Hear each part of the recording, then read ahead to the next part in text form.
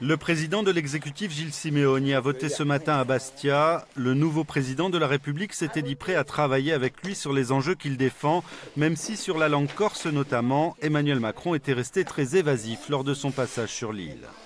Je pense qu'il a fait preuve d'un grand esprit de responsabilité dans les choix qui sont les siens. Et il y a aujourd'hui un vrai calme politique qui règne dans l'île auquel je suis très attaché. Après, moi j'ai exprimé mes positions de manière très claire sur tous ces sujets. La République française, elle a une langue, qui est la langue française. Par contre, le corse doit pouvoir vivre, être enseigné à l'école. Pour l'autonomiste Gilles Simeoni, voter au second tour était cette fois un devoir républicain, un geste que Pascal Paoli aurait peut-être défendu. Je ne pense pas qu'il faille rester prudent par rapport à des considérations électorales. Je pense qu'il faut être cohérent, déterminé, responsable à la hauteur des responsabilités et des enjeux.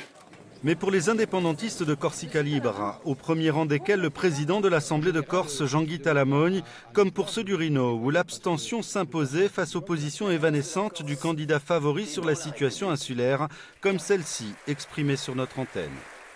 La ligne que j'appliquerai si je suis élu sur la Corse, c'est une ligne d'abord d'un vrai ancrage républicain.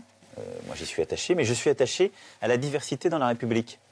C'est-à-dire, je ne souhaite pas, moi, ouvrir des débats théoriques, mais avoir une approche pragmatique du sujet corse. Je veux faire réussir la Corse dans la République en prenant en compte ses spécificités et son insularité.